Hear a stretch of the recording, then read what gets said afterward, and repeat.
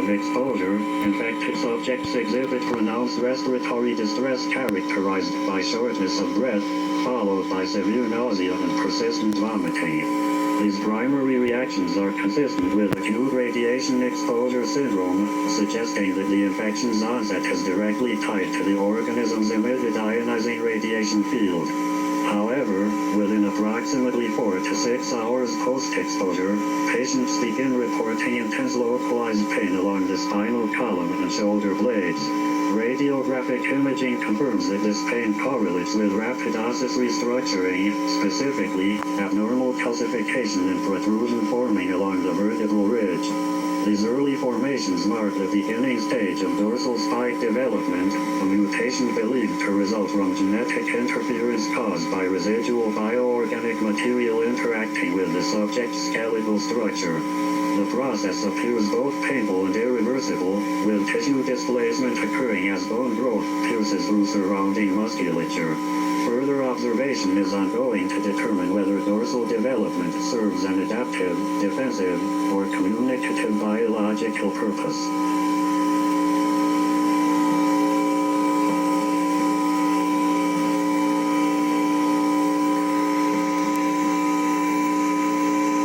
Subjects entering stage 2 of the infection and violent skeletal extrusion, primarily manifesting through the upper thoracic region. Patients report unbearable, stabbing pain immediately before the eruption of dorsal spikes from the shoulder blades and spine. These formations appear to be composed of hyperdense, calcified bone tissue infused with an unknown bioluminescent compound. Within hours of spike emergence, subjects begin vomiting large volumes of blood, often accompanied by fragments of internal tissue. Concurrently, the dentition undergoes severe deformation, teeth elongate, split, or fuse irregularly, suggesting a systemic breakdown and uncontrolled regeneration of craniofacial bone matter. Radiation scanners consistently record an exponential increase in internal radiation output, with readings surpassing safe exposure thresholds by several thousand%. This spike in radiation appears to act as a biological catalyst, reshaping internal organs, liver, lungs, and stomach tissue reorganize into unrecognizable configurations, possibly to sustain the mutated metabolic state. At this stage, pain response begins to diminish despite catastrophic physical trauma, indicating a neurological adaptation or numbing response to the mutation process. Subjects remain conscious but display erratic behavior, alternating between states of shock and violent agitation. Continued containment is mandatory. All personnel must maintain level 5 radiation shielding during observation.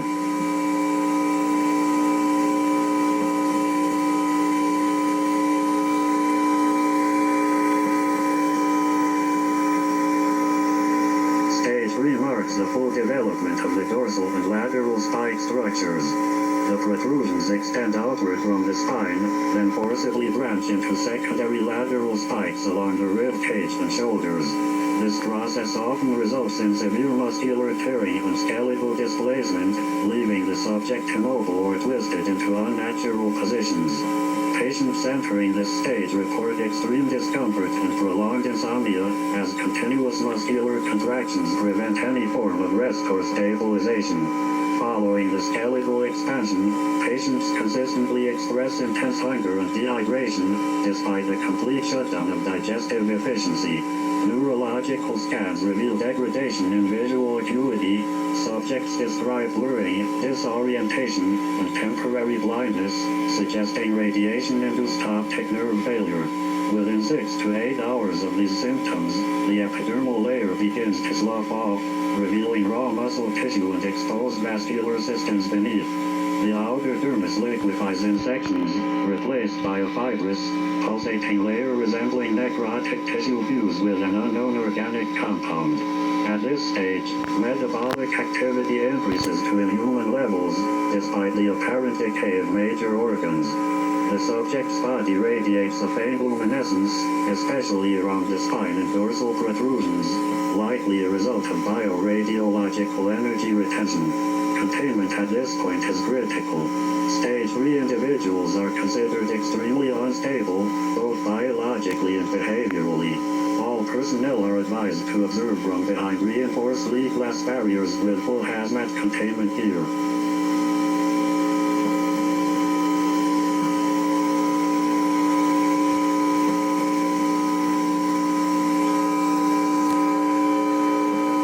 Stage 4 represents the irreversible phase of infection, during which the host undergoes extensive physical and neurological transformation. At this stage, the upper limbs begin to rupture from within, with muscle fibers tearing open along the forearms and shoulders.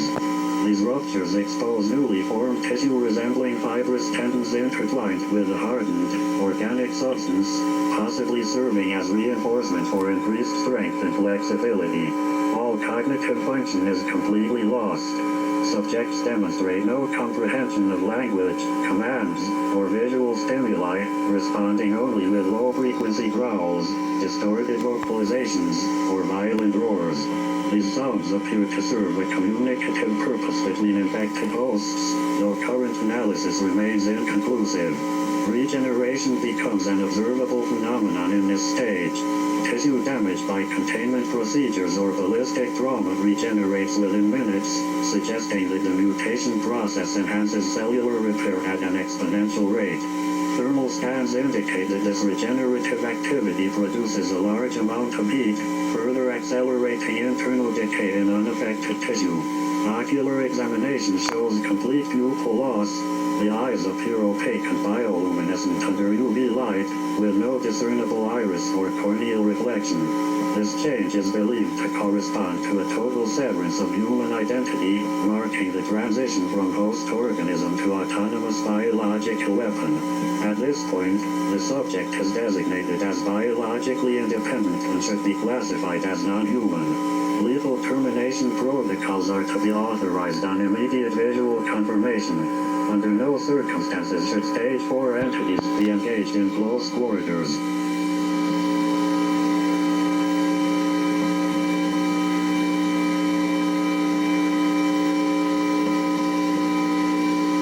The fifth and final stage of infection represents complete morphological conversion of the human host.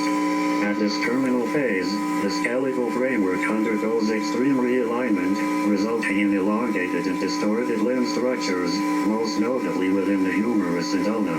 The arms bend at unnatural angles, allowing for extended reach and striking capability. Subject height averages 6 feet 4 inches, though postural variance caused by spinal deformation can alter perceived size. The epidermal layer is almost entirely replaced with fibrotic, semi-translucent tissue, revealing portions of musculature and vascular structures beneath. The dorsal and lateral spikes observed in prior stages have reached full formation, with additional growth along the limbs. These appear to serve as both a defensive adaptation and a sensory organ for environmental awareness. Neurologically, the patient is non-communicative. Higher cognitive function is presumed lost. The cerebral cortex shows extensive radiation-induced degradation, leaving only primal motor and predatory impulses intact.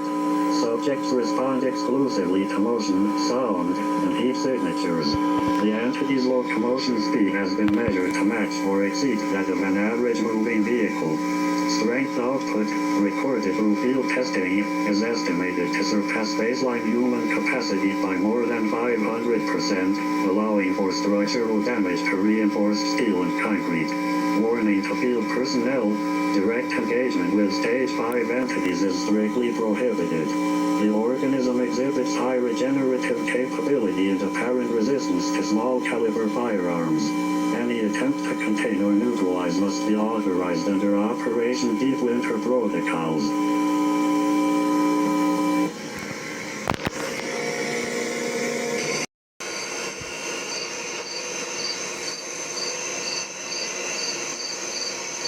So, battle, as you can tell. So I'm just here to pick up the rest of my things and get the fuck out. I'm just gonna record so I can share what the current state of my now ruined neighborhood is. And yeah, wish me luck.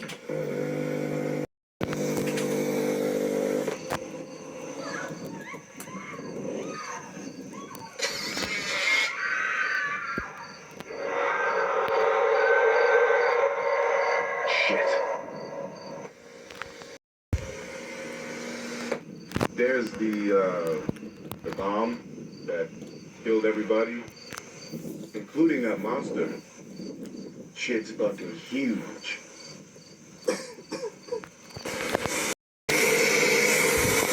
Are you fucking serious?